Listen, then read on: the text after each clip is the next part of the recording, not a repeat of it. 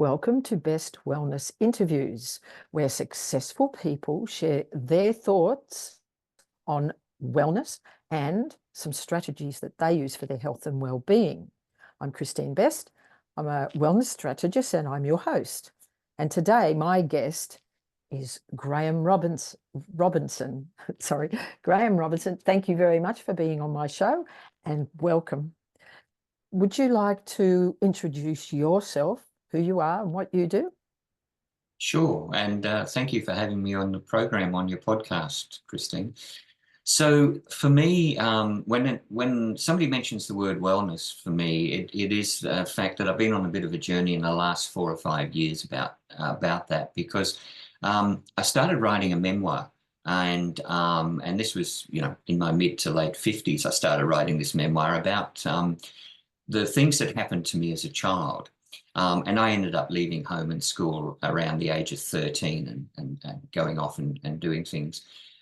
But some of the things that happened to me as a kid, some of the physical abuse, had led to me being in a certain way. Now, I didn't know that. I mean, as I grew up, some of the things I did, like being angry and feeling always alone around groups of people, all of these things made me think that, oh, well, that's just normal. As I wrote the book, though, a lot of emotions started to bubble up and started to pour out, and I realized something was wrong. And so I decided to get some help. So that's the sort of wellness aspect, and I'm happy to talk more about what sort of things happened and what help I got. But my background is I've been I was a broadcaster for many years, both commercial radio and ABC radio. I also worked in communications as a communications advisor within the government sphere. So a lot of it around writing and interviewing and talking and those sorts of things. So that's pretty much where I've been and what I've done. And now I've published a book, and that was quite a journey in itself, just writing.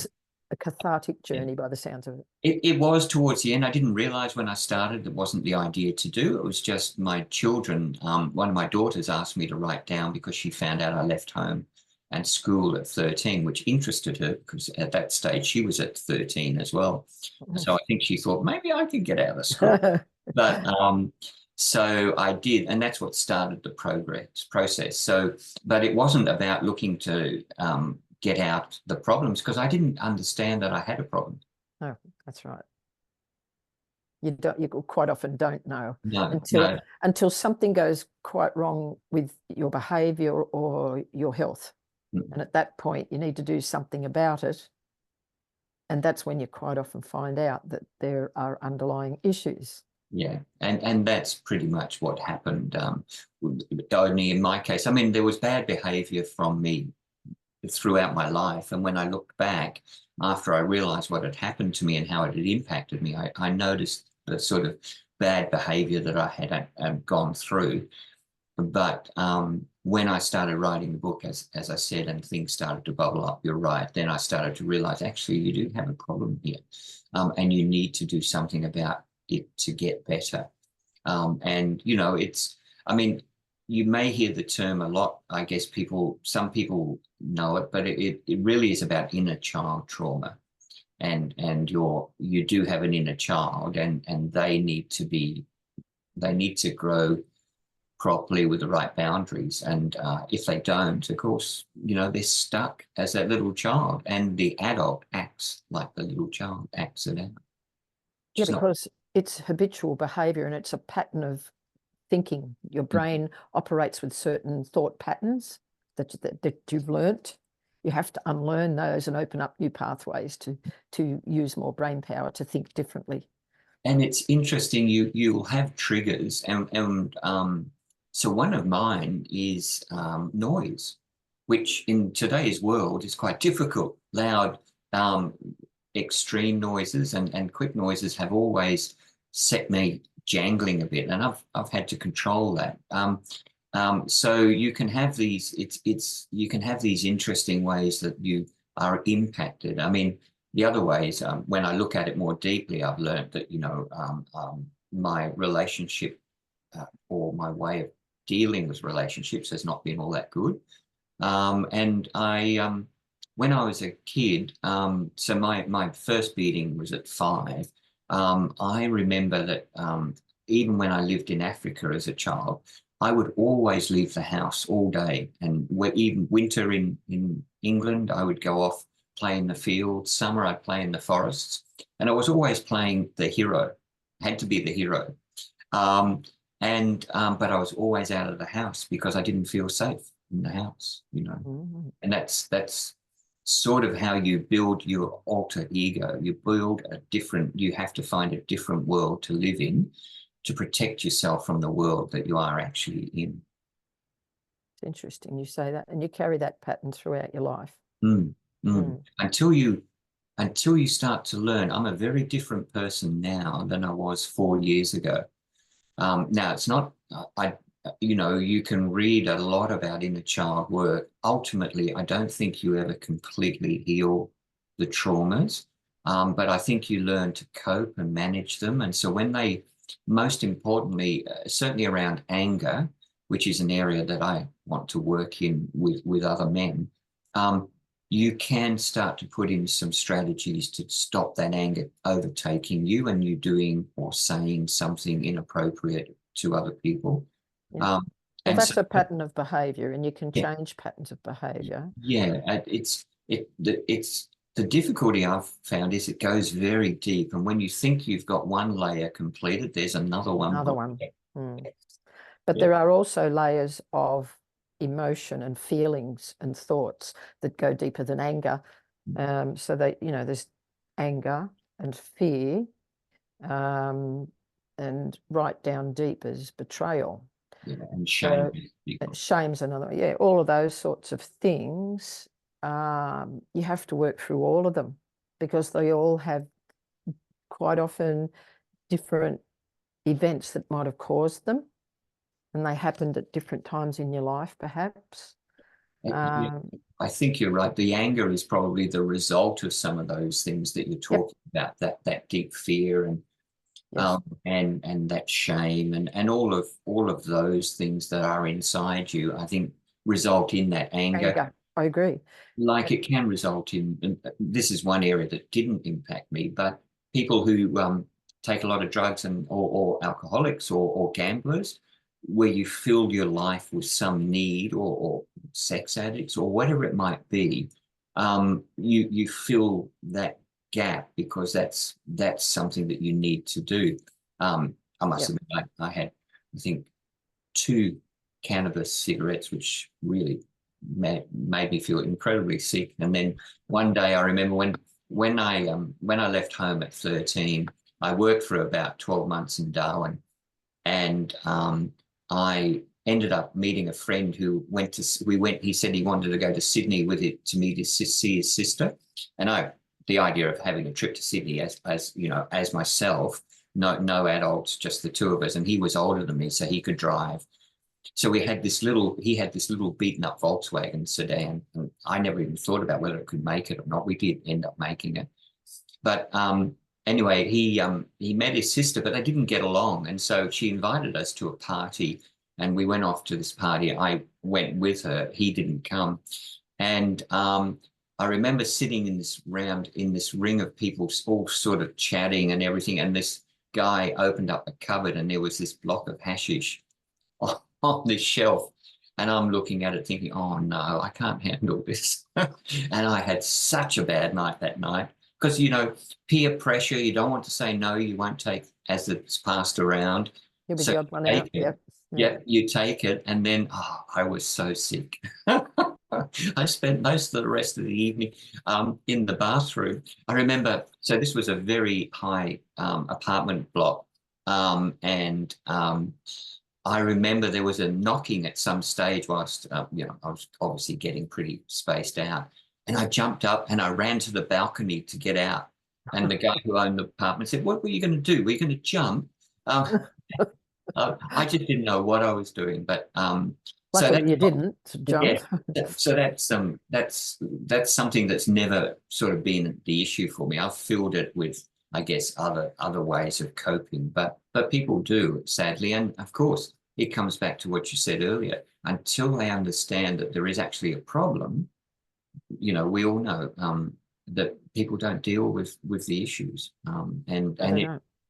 permeates your life. It changes your life, your relationships, everything.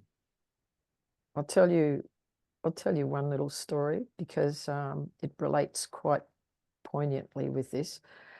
I had a woman in my clinic come to see me when I had my business in Sydney. I was there 20 years. And this woman came to me and she said, I've been to the doctors, the physios, the chiros, I've been everywhere. Nobody's fixing me. And you're my last resort. Do you reckon you can help me? I said to her, yes, but to what degree, I don't know yet. I need 3 to 5 sessions with you. She said, okay. After 3 sessions, I said, there's something more going on here. There's something you haven't declared on this form. And I said, there must be a time when you've bent over and twisted funny, lifted funny, and that's why you've got back, neck, and shoulder problems. You must have fallen. No, no, no, no. She answered no to everything I asked her, every possible scenario I could think of that might have caused this thing. No, no, no, no. So I said, well, in that case, it has to be a psychological trauma because something's caused this. It's not just happened. Something's caused it. And so she goes, no, nothing happened. And, I said, you sure? No, no, no. I said, well, between now and the next session, which was a week away, I said, I want you to think about this, that there must have been something that happened. And I reckon it would have happened in your teens because you've had this a very long time. She said, all right, I'll think about it. She came the next week and said, can I speak to you confidentially? And I went, of course, right? All our sessions are confidential. So she said, I was raped by my uncle at the age of 13. Mm. She had forgotten about, hadn't even thought about it all her life, pretty much. And because I made her go back and think about it, it's there, and she tapped into it. And she, I actually gave her a program of what she would need to do to get through this and get over it fully, because it was what was causing her physical problems. So the subconscious mind is saying to your conscious mind, you've got a problem. And the conscious mind goes, no, I don't. Right? And that's exactly what you were saying, that people don't know they have it. Well, their subconscious mind does know. It knows everything. So it's the depths, the lady that you're talking about, the depths of that trauma. So when I left home, I was working at just odd jobs in an auto electrician's, and the man who gave me the job liked to invite me into the storeroom and whip me with a piece of steel. And this went on for about 3 months until they sacked me. But I remember going to in Darwin, a hotel, and in those days we're talking 70s, early 70s, late 60s, early 70s. You could go to a hotel in Darwin and at my age and sit in the beer garden as long as you didn't go up to the bar. Nobody ever kicked you out. Nobody ever came, as long as you didn't buy alcohol. But there was this stranger and a lady at the table with my friends. Anyway, as my friends departed and came and went, this lady, who was quite drunk at the time, she invited me upstairs to her room. And 14-year-old boy, I got all very excited, and so she led me up there, and then nothing happened. Or I got naked, slipped under the bed, but nothing happened. Slipped under the sheets, and she left. And I'm lying in bed, kicking myself, going, "Oh, I let an opportunity pass me by." And then the door opens, and this man walks in, and he was much older, and he was he worked over at a place called Gove Island, where he worked on a mining. Anyway, he raped me. He had a knife. But the point that I was going to make is that I remember the incident, but I can't go back into it. I can't find it. So when I was doing all the work about being hurt as a kid, I could go back to, I could find, I could feel it.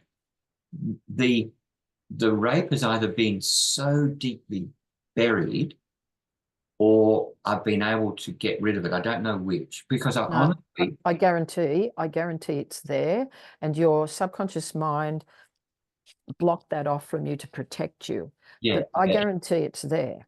it has to be because these traumas don't. Now, I went to do a week's workshop with a group called Path of Love, and they do some incredible things about getting you to really bring out all of this stuff. And you do it in small groups of 9. You talk and share your stories. And I didn't share this in the beginning. Towards the end, I shared this story, Mm. and it really made me break down and cry and feel bad, but I still couldn't actually feel what happened. So it is maybe, I mean, and I know that there's a time when it will possibly come back, and you'll be able to deal with it. But just talking about the lady you were talking about, I mean, we do bury these things so deep inside our psyche. Well, they're traumatic. They're so Yeah, traumatic, and you were very young. yeah, And and like her, I mean, she, you know, that's right. these things we blow them away and say, oh, okay, because I did as a kid in Darwin. I told nobody knew about it until it's in my book, but I didn't tell any. I didn't even tell my children that it was in the book. I did warn them there's some subject matter that's not pleasant, but I've told one other person in my life about the incident. So for me, I just had to wipe it away and never talk about it. So yeah, that sort of trauma, as you say, with the lady, and it does affect you physically. I mean, they've had Does. studies that it also affects, it can cause cancer, can cause Yes. diabetes, can cause Yes. all of those health problems. Especially when there's anger and bitterness involved. Mm. It's an unresolved issue. It needs to be resolved. I've written a song. I'm a songwriter as well as a wellness strategist. And I wrote this song. It's called So Many Bridges in My Mind.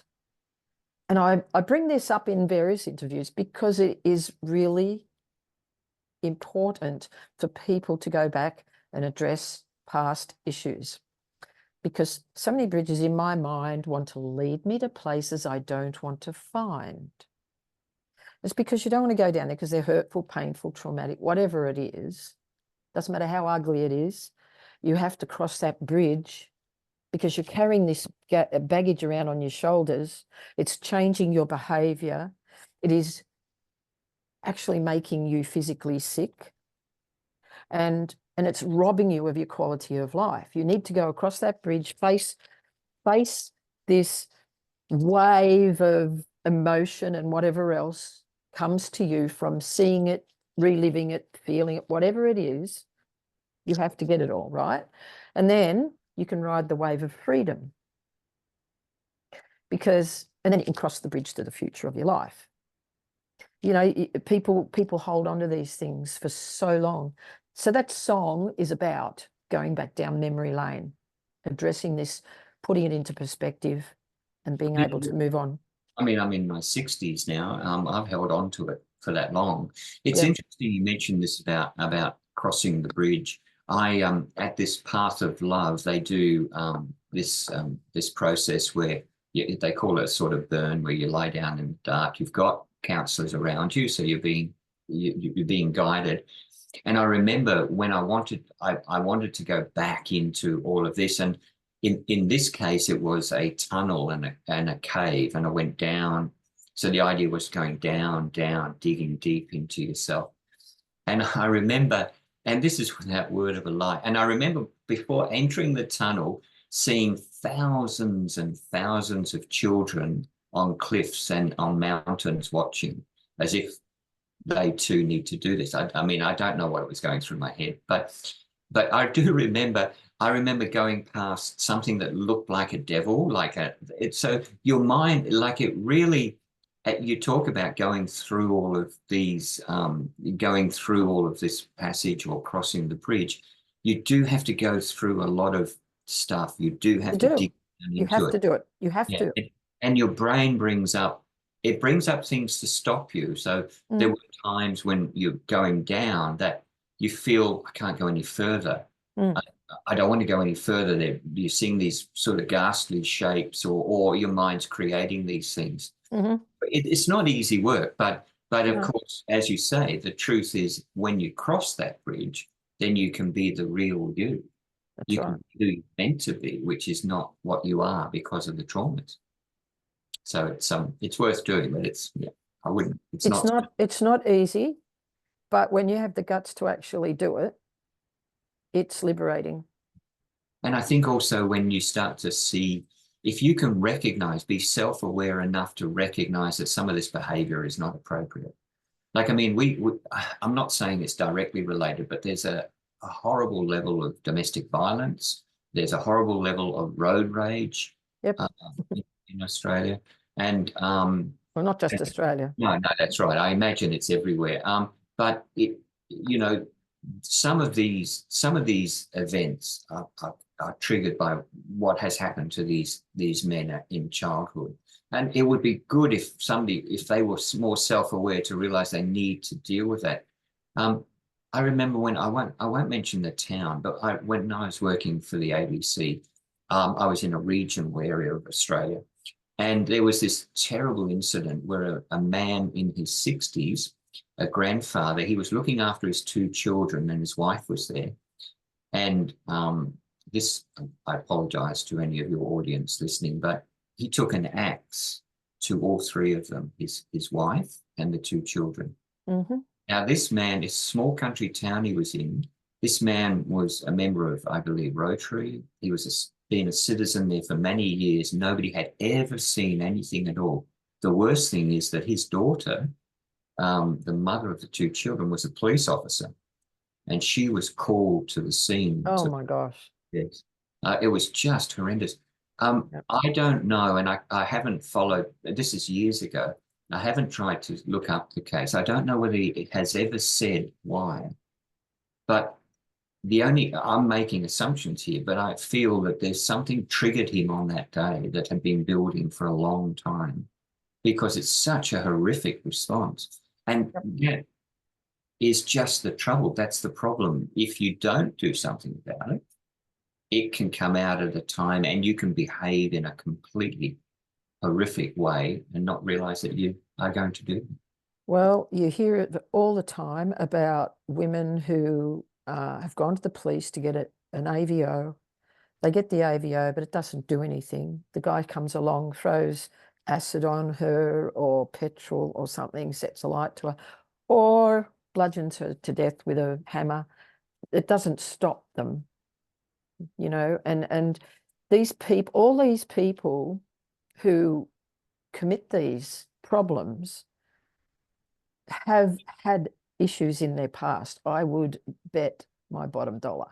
Yeah, and I would that's guarantee that should have been picked up by somebody somewhere along the line, should have been treated.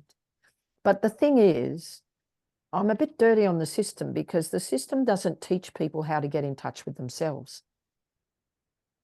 Nowhere no. does the system actually give people the formula to be themselves. In fact, the system and community and everything shapes you as the community wants. So you've got your parents, you've got the school, you've got the church, you've got other community things and groups you might belong to, work. Everybody has rules and expectations, and they're imposed on you. And you take them on board because that's what you know, that's what you learn.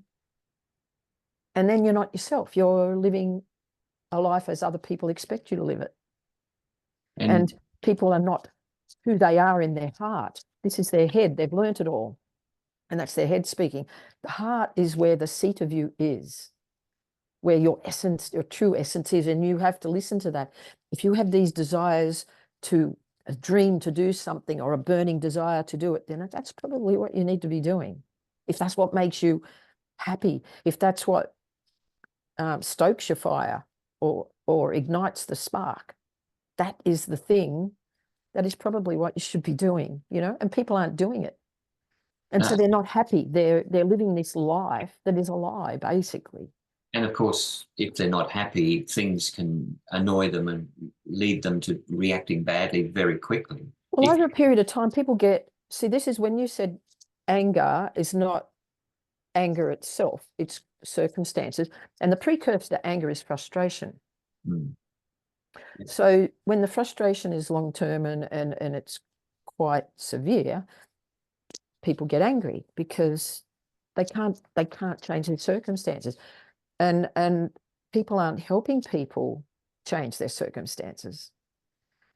And there are ways we can do that to make this society a much better place and make people more happy, get rid of some of this mental health problems. We can get rid of those by changing the way we teach people in schools to learn to know themselves first. That's the key, getting to them at a young age. Yeah. And I mean, and doing what you do, wellness in schools would be such a good thing to have happening for kids. I mean, I although I left school at a very early age, I don't, even when my children were going through school, I don't remember them ever anybody talking about being self-aware, self-help, getting in touch with yourself. And I know a lot of kids would go, that's rubbish, leave me alone, pass me a Macca's, whatever it might be. But the fact of the matter is, I think if they, like all things, once you start doing it, and I noticed even on the first session I had that I felt better. I felt better immediately. There was some relief. Yeah, absolutely. Some relief when. So I'm not saying that all kids should face intense, health work. No. But they need to understand that they may not all be reacting well. They need to know their body and their mind. Well, why do you think there's bullying? Yeah. They have an issue somewhere in their own life. They're acting it out on other people. That's right. Lack of control at home means that control someone at school. And I mean, lack of control. And that escalates into domestic violence later, perhaps, or other things. So, yeah. One of the interesting aspects, I mentioned this man in the auto electrician's shop.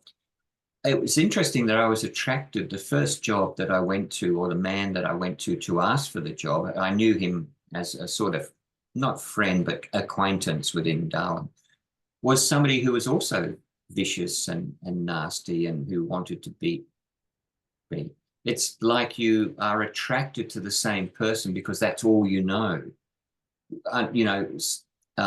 Obviously subliminally, you don't consciously want to do it, but it's like you get attracted to these people who aren't good models because you haven't had a good model. Even the friend who took me to Sydney, he left taking all the money. I was left broken alone in Sydney, living in the People's Palace, and got into a whole range of things. So again, a character that is not particularly good, but I was, as a youngster, attracted to them, which is... Well, it's I guess, a flaw in your own ability to make the best choices, right?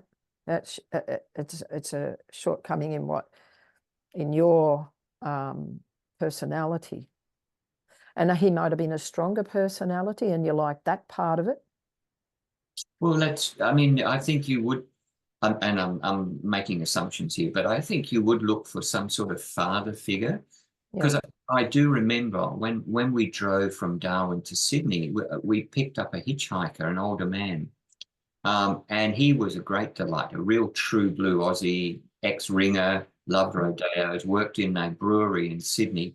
But he was a delight, and I got along with him like really well. And I really liked having him accompany us. And he also, when we got to Sydney and the other guy had left and I was broke, he helped me financially to get into a boarding house to survive. So if we hadn't picked him up, I don't know what would have happened. But you're right. When I think about it, when I was writing the book, because he's in there, it felt like a father figure to me.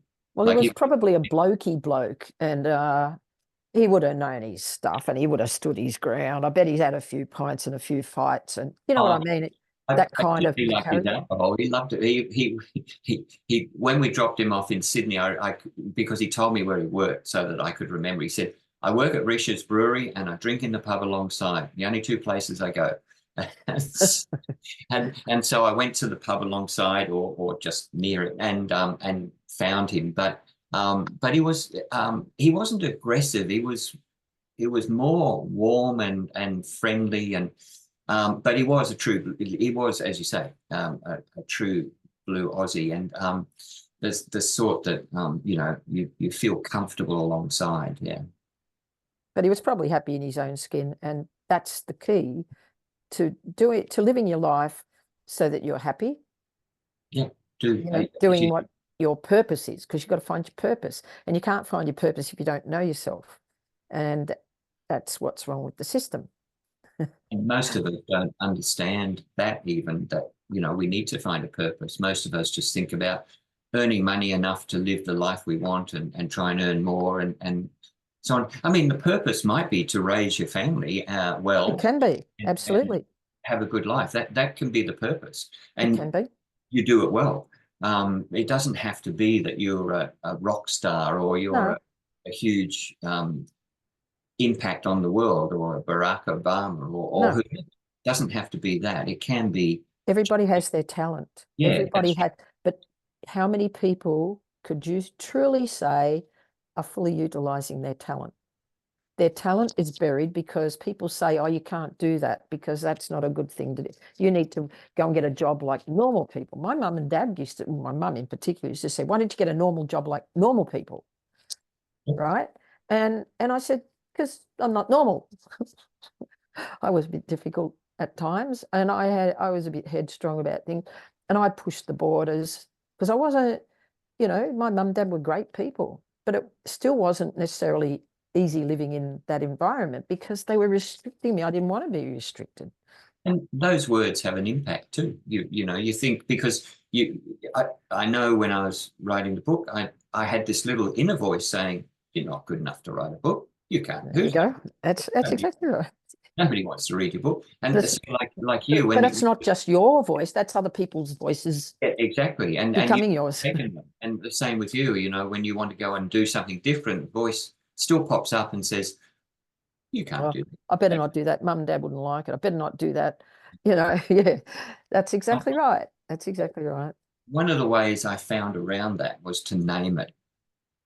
So I would name that voice, in my case, George. And when it popped up, I would say, George, go away. I'm busy.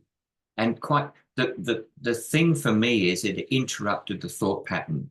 So what happened is, while thoughts were going around in my head, if I said that, then all of a sudden it broke the cycle, and I was fine. And then off I went. I could continue. And after a while, believe it, I know you probably are more aware of the people you've seen, but the voice disappeared. And I then doesn't necessarily mean the problem has disappeared. You've changed the pattern a little, but what was the original cause of it? It came from childhood. So it came from feeling unloved and not good enough because of the way I was treated as a kid. That's exactly right. I learned that later. And also some of that came through, and that's when the name, I decided to use the name to name what it was. And I use that with anger too, if it ever comes up now, which is pretty rare now. But you still, as you said, frustration about certain things builds into this anger. And you've just got to control it. You've got to manage that as an adult. But if you're damaged, your inner child's damaged. That limits the patterns with which you think. Yeah, and you react like that child. Yep. You react like that 5-year-old or 12-year-old, depending on when it happened, like the lady you spoke about, 13 or 14, her age. That's how she would. She would have been 67, 68, that woman. So she lived all her life suppressing that event. And we pretend it's nothing. We go through life, and to be honest, most of the people I've met through my life would say, what? I didn't know any of this happened. This all surprises me. Now, they would have seen my flashes of anger or my maybe petulant side at times, but it wasn't that often. It was there. But, they would say that. They would say, well, this is really odd, because you hide it. You Yeah. make up this alternative life in your head, and you try and live that, which is also exhausting for people. So you need to live your real life, which means it's not exhausting. Well, see, yeah, when you are not well and you're living this false life and you're not who you're meant to be, it is tiring. It is unfulfilling, not meaningful. And that is a gradual downward spiral to depression and mental illness, right? And an unhappy life, and probably relationship issues as well. But it's not that the relationship is the problem. It's what's happened to you and what you're not doing in your life that is the problem. And in a lot of cases, that's why people have bad behavioural problems. It's because they're not dealing with the root causes of their behaviour. It's not the behaviour, and imposing a penalty or a fine or some kind of punishment. That's not the answer. The answer is finding, why is this person Yeah. behaving this way? And a lot of, I mean, a lot of that is, in working with people in custody and other people, if some of that work could be done. They have band-aid approaches. These are all band-aid approaches, like the meth clinic where they can go and get meth so that they don't go to the the underworld. But that doesn't fix the problem. The problem is they've got a psychological problem, and it probably is a childhood issue, right? And they're not dealing with that. Uh, these stats I read were from America, but I think you could extrapolate them across the world. That it's somewhere like 85% of us have an inner child issue, have faced inner child trauma of some description. Now, it won't all be physical, sexual, or emotional beating. It may be something, Quite it may subtle. be, yeah, as simple as, saying, oh, you're not going to wear that dress today to go out to school, are you? And that the And it child, just really deeply offended yeah, them, that's right. and Yeah, they hold on to that. yeah, that's Yes. right. So, Well, there was another girl that I spoke to, and she um, admitted to me that when she was at school, the teacher chose other girls to be, you know, leaders, basically, class captains and other roles like that. And this girl knew that she was academically smart and various other things she could do. And these other people, she thought, oh, I'm better than them at that. Why? And so she thought, oh, I'm no good then. And so she carried that throughout her life. And she had this inferiority complex about, I can't do that. I won't, they're not choosing me. So I guess I don't fit the bill, kind of thing. So instead of, I gave her a different way of looking at it, yeah, which she went, oh, I can, and then I'd ask her a question and she'd have to connect the, I didn't tell her exactly the answer, but I gave her enough information that she could put two and two together, right? And so she then went, oh, I get it. So the teacher, knew that she was going to be okay in life, whereas the other girls might have needed the help or something like that. And, there's always a different angle. And why did the teacher didn't just not choose you because she didn't like you? She chose these other girls. Maybe they had slightly better qualities than you. And it's not that you're no good. You're good in other areas. You have your talents. They had their talents. Maybe they were more sociable, and they were just better with all the other girls, and maybe you'd be better at organizing an event rather than leading in the way they're leading. So everyone has different capabilities, but people, especially children, they take it on themselves and think, oh, I'm no good because they're not choosing me, or they're not doing this with me, and they're ignoring me, and they take it personally. And when mother and father split up, the kid blames themselves. That's what they do. They quite often do that. I must have been a bad kid because mum and dad don't want to be with me. That's kind of how they think. They blame them. Because yeah, they're self-focused at that age. You know what I mean? And they think, oh, my father's bad, I must be bad. Or, you know what I mean? They take No, on that. absolutely. I mean, even I've divorced and I have 3 children. I know it's had an impact on them. And as much as I'm very close to all 3 of them, and they have lived with me at different occasions and so forth, I still know that it did have an impact on them. And you're right, because they look at it from a different lens. They And do. trying to explain it to them or whatever doesn't. I mean, it should be explained or talked to and so forth, but it does have an impact. There's always, and depending on the child too. I mean, each child is different in how they deal with it and how they Well, they address. are. Yeah, it comes down to their personality and the circumstances they find themselves in as well, whether it's hostile or violent or psychologically damaging. There are different scenarios and different personalities here. So every case is unique. And that's why a Band-Aid approach and Ritalin doesn't fix children's ADHD, right? I know that's one of my biggest annoyances. I remember when I left My pet hate.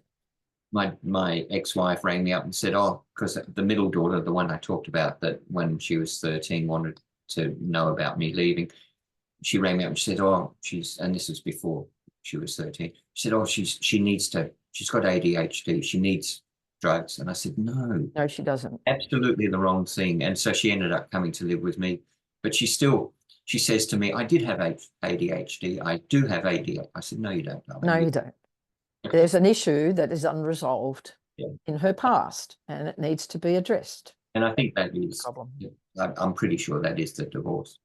And that she needs to work on that. But you're right, it is all of those things. And unfortunately, everything we do has an impact. And I know we can't expect everybody to be very careful with their words or with all of their actions all the time. But no, well, we're not perfect. Nobody's perfect.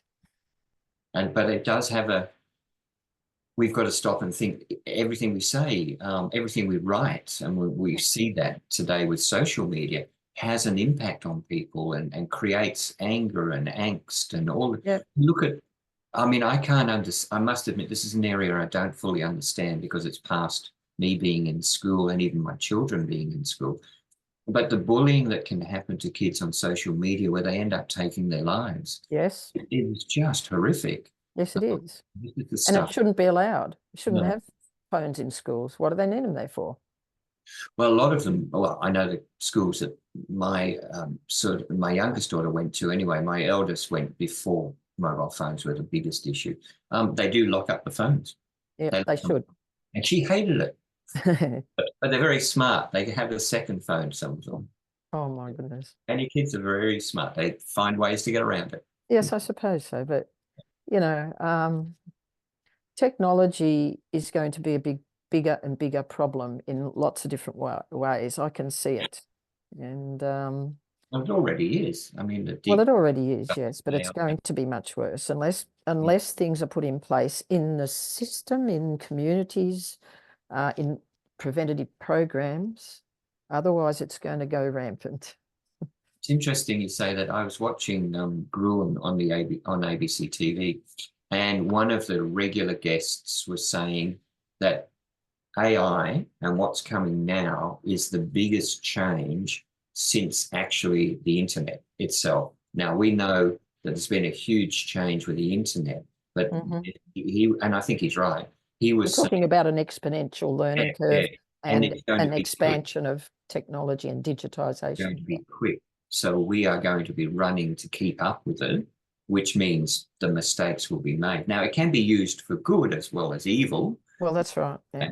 But the trouble is that it is going to be a game changer for us. Does AI have morals? Well, AI is amoral, but I think the people using it will not have morals, and they will have morals depending on. AI learns from everywhere and picks up stuff from everywhere. So what fail-safe things have they put in place in AI to make it moral, ethical?